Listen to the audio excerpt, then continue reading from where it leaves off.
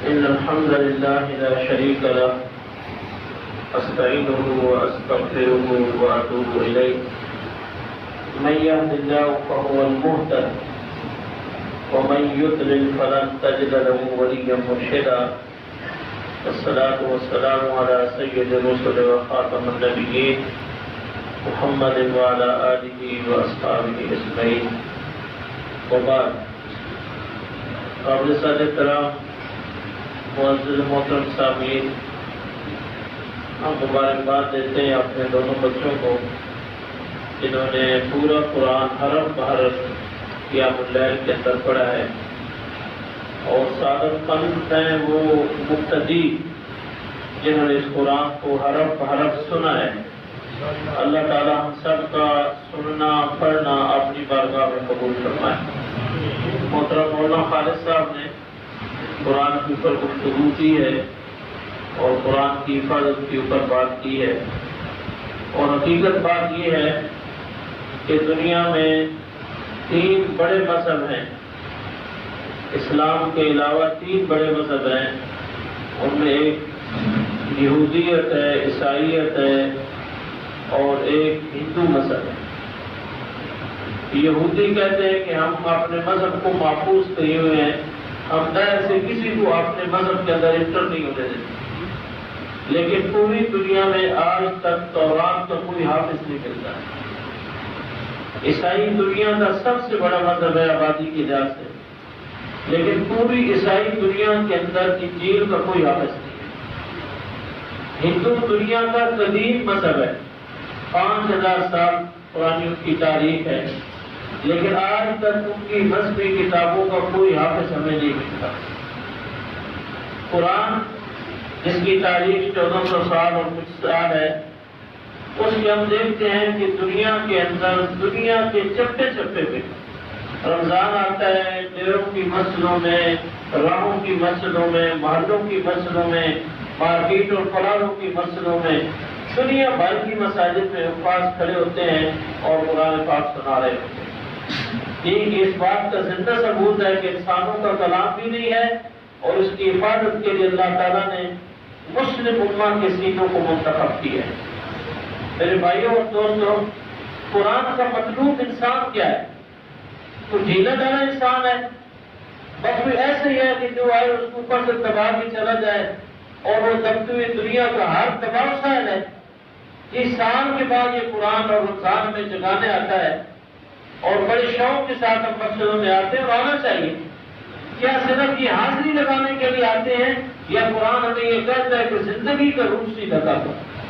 یہ صرف قبلہ سیدھا کروانے کے لیے نہیں آتا، زندگی کا روح سیدھا کروانے کے لیے آتا ہے، ہمیں پاورفل پرسنالٹی دینے کے لیے آتا ہے، ایک مضبوط شخصیت دینے کے لیے آتا ہے۔ اور قرآن کا سب سے پہلا جو تقاضا ہے وہ یہ ہے کہ عقیدہ تمہارا مضبوط ہونا چاہیے۔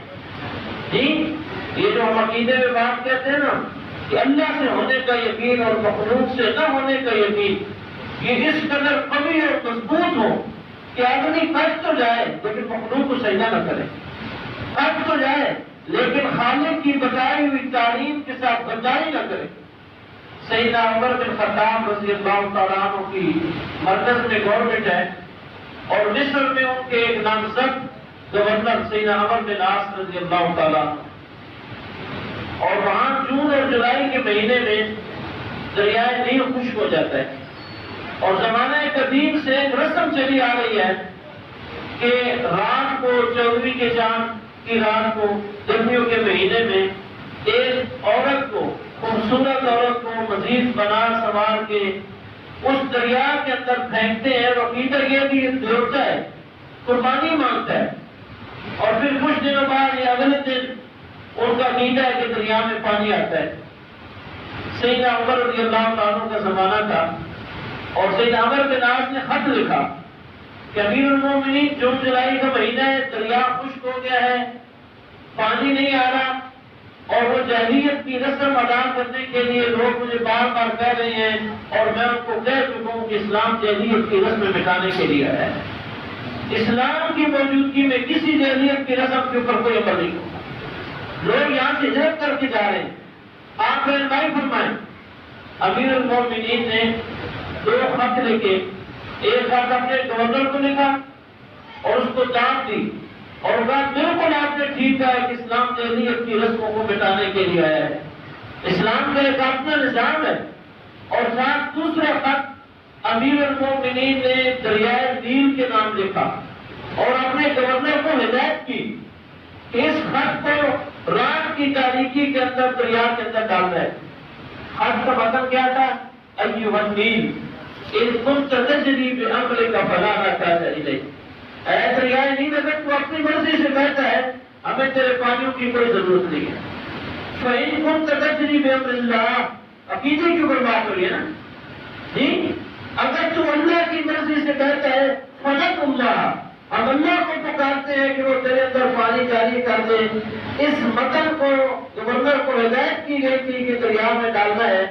جب یہ خط دریائے نیل کے اندر ڈالا گیا، صبح دیکھنے والوں نے دیکھا کہ پہلے سے بھی 10 ہاتھ بلندی کے ساتھ دریائے نیل بہ رہا ہے۔ اس کے بعد دریائے نیل خشک نہیں ہوا۔ یہ قرآن سب سے پہلے ہمارے عقیدے کو مضبوط کرتا ہے۔ اپنے جیسے انسانوں کی غلامی اختیار کرنے کی بجائے اس خالق کی غلامی اختیار کی جائے۔ بِیَدِکَ الْخَیْرُ وَسُبْحَانَ الَّذِی بِیَدِهِ مَلَکُوتُ کُلِّ شَیْءٍ، جس کے اقتدار، جس کی بادشاہی دنیا کے کونے کونے پہ ہے، اسی کا دروازہ تک تکایا جائے۔ میرے بھائیوں اور دوستوں، یہ رمضان سال کے بعد ہمیں جگانے کے لیے آتا ہے۔ یہ قرآن ہمیں اپنے ساتھ جوڑنے کا پیغام دیتا ہے، صرف رسمی طور پہ سن کے نہ چلے جائیں۔ جیسا کہ مولانا نے کہا ہے کہ بریک سے لے کے ہم PhD کر دنیا کی ہر کتاب پڑھتے ہیں، ٹیوٹر لگاتے ہیں، سولوشن پڑھتے ہیں، لیکن اگر قرآن نہ پڑھیں، یہ بڑا تعجب نہیں ہے، اللہ کا کلام نہ پڑھیں، انسانوں کی جو لکھی ہوئی کتابیں وہ پڑھ لیں۔ اس قرآن کے ساتھ ہمارا تعلق مضبوط ہونا چاہیے۔ پہلے اس کا تقاضا ہے اپنا عقیدہ مضبوط کریں۔ دوسرا، یہ قرآن ہمیں کہتا ہے ایماندار بنے۔ کئی دفعہ جب یہ گفتگو کرتے ہیں، یہ درس دیتے ہیں، کچھ لوگوں میں بات نہیں کرتے ہیں کہ ہمیں آپ مسلمان نہیں سمجھتے۔ الحمدللہ سب مسلمان ہیں، مسجد میں بیٹھے ہیں جی۔ نبی صلی اللہ علیہ وسلم نے ہمیں دعا سکھائی ہے، اللہم نور قلوبنا بنور ایمان، اللہ ہمارے دل کو جی ایمان کے ساتھ منور کر دے، روشن کر دے۔ تو ایمان کی مضبوطی، ہم سب مسلمان ہیں لیکن ایماندار بننے کا مطلب یہ ہے، قرآن کہتا ہے کہ کوئی شخص اپنے حد سے زیادہ نہ لے، کوئی شخص کسی ایسی چیز کے اوپر اپنا دعویٰ نہ کرے جو اس کی ملکیت نہیں ہے جی۔ ہم تاریخ کے اندر دیکھتے ہیں، خلفائے راشدین کا زمانہ ہے، نبی صلی اللہ علیہ وسلم کا زمانہ ہے جی، کس طرح لوگ ایماندار تھے، کسی کی کوئی چیز نہیں اٹھاتا تھا۔ سیدنا جریر رضی اللہ تعالیٰ عنہ کہتے ہیں کہ ہم نے ایک گھوڑا خریدنے کے لیے اپنے غلام کو بھیجا، اور وہ گھوڑا جو ہے نا غلام خرید کے لایا تو اچھی نسل کا خرید کے آیا، سستے داموں لے کے آ گیا جی۔ ہم بھی کہتے ہیں ہماری چیز اچھے داموں میں بک جائے، 4 پیسے بچا رہی ہے، ہم یہ نہیں دیکھ رہے بیچنا، جو خرید رہے ہیں اس کے ساتھ یہ شادی کبھی ہو رہی جی۔ جب وہ سستا لے کے آئے مہنگا گھوڑا تو مالک نے کہا بھائی یہ تو آپ مہنگا گھوڑا سستے داموں خرید کے لائے، لگتا ہے اس کے مالک کو اس کی قیمت کا پتہ نہیں ہے، مجھے اس کے پاس لے کے جاؤ۔ جب اس کے پاس لے گئے تو کہا بھائی آپ کا یہ گھوڑا 300 درہم کا نہیں ہے، یہ 600 درہم کا ہے، ترکی نسل کا گھوڑا ہے۔ اس کو بڑا تعجب ہوا کہ مجھے تو نہیں پتا تھا اپنے مال کی قیمت کا، تمہارے ہاتھ میں پہنچ گئی تھی، میرا کوئی مطالبہ بھی نہیں تھا، میں کو کیس نہیں کرنے والا تھا، تم کیوں دوبارہ آئے؟ انہوں نے کہا بایعت رسول اللہ صلی اللہ علیہ وسلم، ہم نے رسول اللہ صلی اللہ علیہ وسلم کے ہاتھ کے اوپر بیعت کی ہے کہ اقام الصلاۃ، نماز پڑھیں گے، وایتاء الزکاۃ، زکات دیں گے، ونحسن کل مسلم، ہم اپنے ہر مسلمان بھائی کے خیر خواہ ہوں گے، غیر مسلم کے بھی خیر خواہ ہوں گے۔ بحیثیت انسان کسی کو دھوکہ نہیں دیں گے، کسی کے ساتھ زیادتی نہیں کریں گے۔ انڈونیشیا میں، ملیشیا میں اسلام تلوار کے ساتھ نہیں پھیلا، مسلم تاجر وہاں گئے ہیں اور تجارت کے لیے جب انہوں نے کام شروع کیا، جو ہی سورج غروب ہوتا تھا اپنا بازار بند کر دیتے تھے، مقامی لوگ کہتے تھے ابھی ٹائم ہے کہ عشاء تک لے جائیں، اور مسلم تاجر کہتے تھے رات کے اندھیرے میں ہم کوئی چیز نہیں بیچیں گے تاکہ خریدنے والا کوئی غلط چیز خرید کے نہ چل جائے۔ ان کے اس رویے نے اس پورے خطے کو مسلمان بنا دیا ہے۔ میرے بھائیوں اور دوستوں، آج دنیا پھر سے انتظار میں ہے، چاروں طرف دنیا پریشان ہے، مغرب بھی پریشان ہے، ٹھیک ہے اس کی سڑکیں روشن ہیں، اس کے پکے گھر ہیں، وہاں بجلی ٹرپ نہیں ہوتی، سود پہ مل جاتا ہے، لون مل جاتا ہے، ضروریات زندگی ساری ہیں، لیکن خاندانی سسٹم خراب ہو گیا ہے۔ 18 سال کے بعد باپ اپنی بیٹی کو نہیں کہہ سکتا کہ تم اس گھر میں رہو، اپنے بیٹے کو پابند نہیں کر سکتے۔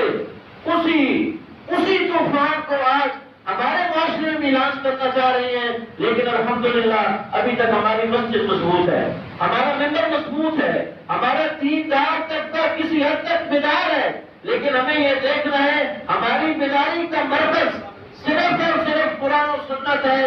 جب یہ امت اس قرآن و سنت کے اوپر متحد ہو جائے گی، دنیا کی ساری قومیں اس امت کی ابتدا میں کھڑی ہوگی۔ یہ امام امت ہے، خیر امت اخرجت للناس، یہ انسانوں کے لیے جو ہے وہ پیدا کی گئی ہے، بھلائیوں کا مرکز ہے یہ امت۔ اس لیے میرے بھائیوں اور دوستوں، اس رمضان کے ذریعے ہم نے اپنے آپ کو بدلنا ہے، ہم نے اس معاشرے کو بدلنا ہے۔ ہم اپنے گلی کے بیر کھڑی ہوئی گاڑی کو تالا نہ لگانا پڑے۔ 100% آزادی مسلمانوں کی ہے، کیوں کسی کی کوئی چیز چرائی جاتی ہے؟ تو یہ اسلام اپنا قرآن کا ہم سے مطالبہ ہے کہ اپنے ایمان کو مضبوط کیا جائے۔ اور تیسرا جو تقاضا اس کا ہے وہ یہ ہے کہ اپنا رزق بانٹ کے کھائیں۔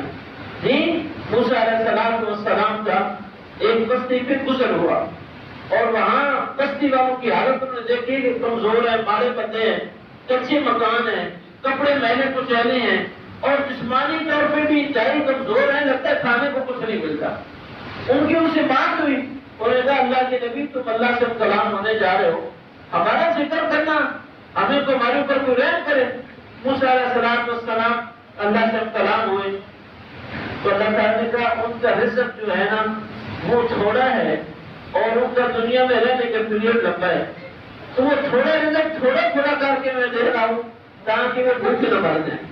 اچھا واپسی پہ آ کے جب بتایا اپنی امت کو، اس بستی کے لوگوں کو، تو بستی کے لوگوں نے کہا اللہ سے آپ جب کلام ہو نا دوبارہ ہم کلام ہوں تو اللہ کو کہنا ہمارا رزق ایک دفعہ ہم دیں، ایک دفعہ تو رس کی کھائیں، پیٹ بھر کے کھائیں، اچھا پہنے اچھا رہے اس کے بعد پھر ٹھیک ہے، مرنا تو ہے ہی صحیح، 10 دن بعد کی وجہ 10 دن پہلے مر جائیں گے۔ موسیٰ علیہ السلام نے اس بستی کے لوگوں کا جو مطالبہ تھا نا اللہ کے حضور پہنچا دیا، وہ کو رزق مل گیا جی۔ پھر لمبے عرصے بعد موسیٰ علیہ السلام وہاں سے گزرے، دیکھا کہ بستی خوشحال ہے، پکے مکان ہے، صحت مند لوگ رہ رہے ہیں، بہترین کپڑے پہنے ہوئے ہیں۔ موسیٰ علیہ السلام نے کہا تم وہی لوگ جو پہلے بھوکے تھے، پہننے کو نہیں ملتا تھا پہلے کو؟ انہوں نے کہا جناب ہم وہی ہیں، وہ اللہ نے جو ہمیں رزق دیا تھا نا وہ سارے کا سارا ہم نے رزق اللہ کی راہ میں لگا دیا اور اللہ نے ہمیں اس سے ڈبل دے دیا۔ لئن شکرتم لأزیدنکم، قرآن کہہ رہا ہے اس کے شکر گزار بندے بنے وہ تمہیں اور دے گا۔ اپنے دائیں بائیں، پڑوس میں، محلے میں، گلی میں، رشتہ داروں میں، عزیز و اقارب میں، دور میں، قریب میں کہیں دیکھے کوئی ہمارا بھائی بہن بھوکا تو نہیں سو رہا، کوئی اپنے لباس سے محروم تو نہیں ہے، سردیوں میں اس کے پاس موٹے کپڑے نہیں ہے، پتلوں کے اوپر گزارا کر رہا ہے، اور گرمیوں میں اس کے پاس گرمی کا لباس نہیں ہے۔ ہم اللہ نے ہمیں دیا ہے، ہم اس کی ضرورت کا ذریعہ کریں۔ قرآن یہ کہتا ہے کہ رزق بانٹ کے کھاؤ، تم رزق بانٹ کے کھاؤ گے تو اللہ تعالیٰ تمہیں ایسی جگہوں سے رزق دیں گے وَيَرْزِقْكُم مِّنْ حَيْثُ لَا يَحْتَسِبْ، جہاں سے تم کو وہم گمان بھی نہیں کرتا۔ میرے بھائیوں اور دوستوں، مختصراً ہم اس قرآن کے ساتھ جڑ جائیں، اس کی آیات کے اوپر غور کریں، تدبر کریں، تفکر کریں کہ اس کی دعوت کا کام کریں۔ قرآن کے اوپر یہ امت متحد ہو سکتی ہے، نبی محترم صلی اللہ علیہ وسلم کی اسوے کے اوپر یہ امت متحد ہو سکتی ہے۔ اور آج دنیا میں اس امت کو ضرورت ہے کہ یہ جسد واحد بنے، یہ ایک جسم بن کے دنیا ایک فلس ہو، ہمارا ایک رنگ ہو، ایک قبلے والے، ایک نبی والے، ایک قرآن والے، یہ ایک بن کے دنیا کے اندر رہے تو اللہ تعالیٰ اس امت کو دنیا کی امامت دے دے گا۔ میرے بھائیوں اور دوستوں، ہم میں سے ہر شخص دیکھے میں کتنا قرآن پڑھنا چاہتا ہوں، دیکھ کے کتنا پڑھنا چاہتا ہوں۔ ایک مسجد میں بڑا اجتماع تھا، تقریباً 2700 بندے تھے تو ہم نے ویسے سارے لوگ جاننے والے تھے، ہمارے مستمعین تھے، دور تفسیر میں آتے تھے، تو ایسے بات چلتے چلتے ایک سوال ہم نے ان سے کیا، کتنے ایسے لوگ ہیں جو قرآن کو ترجمے کے ساتھ جانتے ہیں؟ اس بڑے مجمع میں سے 13 ہاتھ پھیلے ہوئے کہ ہم جانتے ہیں؟ قرآن ہماری تصویر کتاب ہے جی۔ پھر دوسرا سوال کیا گیا کتنے ایسے ہیں جو ترتیب یہ تجوید کے ساتھ قرآن پڑھتے ہیں؟ تو کچھ ہاتھوں کی تعداد بڑھ گئی، یعنی ہم کہہ سکتے ہیں 500-600 ہاتھ تھے، اور جب ہم نے کہا کہ کچھ دیکھ کے پڑھنے والے اس میں کچھ زیادہ تعداد ہمیں لگی کہ ٹھیک ہے یہ تھوڑا سا دیکھ کے پڑھتے ہیں۔ قرآن کا دیکھ کے پڑھنا بھی عبادت ہے، سمجھ کے پڑھنا ڈبل عبادت ہے۔ ایک بندہ 50 سال کی عمر کو پہنچ گیا ہے، نہیں پڑھنا آتا، اڑ کے پڑھ رہا ہے، رک کے پڑھ رہا ہے۔ نبی صلی اللہ علیہ وسلم نے فرمایا فَلَهُ أَجْرَانِ، اس کے لیے 2 اجر ہے جی، کیونکہ اس کا شوق ہے، جذبہ ہے کہ میں اللہ کا قرآن سیکھ لوں۔ اور میرے بھائیوں کو یاد رکھیں یہ قرآن السابقون الاولون کو ابتدائی جو لوگ مسلمان ہوئے تھے ان کو بچپن میں نہیں ملا۔ سیدنا ابو بکر، سیدنا عمر، سیدنا عثمان، سیدنا عبد الرحمن بن عوف، سیدنا ابو ذر غفاری رضی اللہ تعالیٰ، کوئی 40 کراس کر چکا تھا، کوئی 42 سال کا تھا، کوئی 44 سال کا تھا، کوئی 38 اور 40 میں پہنچا ہوا تھا، یہ قرآن کو دیا۔ اور یہ قرآن ایسے کتابی صورت میں اللہ کے رسول کو نہیں دیا گیا کہ چلیں یہ کتاب مل گئی آپ پڑھیں۔ 23 سال کی مدت میں یہ قرآن نازل ہوا، کبھی نماز پڑھاتے ہوئے نازل ہوا، کبھی آپ اپنے حجرے میں ہیں وہاں قرآن نازل ہوا، کبھی بدر کے میدان میں ہوا، عہد کے میدان میں ہوا، تبوک کے راستے میں ہوا جی، اور کبھی آپ سفر میں ہیں، حضر میں ہیں، اونٹنی کے اوپر سوار ہیں، مختلف موقعوں کے اوپر جب نبی صلی اللہ علیہ وسلم کو اللہ کی رہنمائی کی ضرورت پڑتی ہے، اللہ کا پیغام آپ کی رہنمائی کے لیے آ جاتا ہے۔ آج یہ کلام ہمارے ہاتھوں میں اصلی صورت میں ہے، اور ہم اس کو اسی طرح سمجھیں جس طرح صحابہ کرام رضوان اللہ تعالیٰ علیہ اجمعین نے سمجھا۔ علامہ اقبال رحمہ اللہ کہتے ہیں کہ میں قرآن شروع پڑھتا تھا فجر کے بعد، اور روٹین میں جیسے ہم پڑھتے ہیں، کچھ سوئے ہوئے ہوتے ہیں، کچھ جاگ رہے ہوتے ہیں جی، سبق ہمارا روٹین کا کچھ لوگ پڑھتے ہیں، کہتے میں بھی ایسی دھیمی دھیمی تلاوت کر رہا ہوتا تھا، میرے ابا جان قریب سے گزرتے تھے، وہ کہتے تھے دھیان سے پڑھا کرو قرآن، صحیح پڑھا کرو قرآن جی۔ تو میں کہہ دیتا بھائی میں پڑھ رہا ہوں، کہہ رہے ایک دن میرے پاس بیٹھ گئے، بیٹھنے کے بعد نے مجھے قرآن تھوڑا پڑھ کے سنایا، اور ساتھ مجھے نصیحت کی قرآن اس طرح پڑھو کہ قرآن تمہارے دل کے اوپر نازل ہو رہا ہے، اندر سے آواز ہے جی، اندر سے آواز ہے کہ الف لام میم ذالک الکتاب لا ریب فیہ کیا ہے، ھدی للمتقین کیا ہے، یؤمنون بالغیب ویقیمون الصلاۃ، کیا ترجمہ ہے اس کا؟ یہ کس سے مخاطب ہے؟ دیواروں سے ہے، باقی مخلوقات سے ہے، یا انسانوں سے یہ قرآن خطاب کر رہا ہے؟ اس کتاب کے حاملین کو اللہ تعالیٰ نے دنیا میں بھی اور آخرت میں بھی بلند مقام دیا ہے۔ نبی محترم صلی اللہ علیہ وسلم نے فرمایا ان للہ آیین، کچھ بندے اللہ کے پاس ہیں۔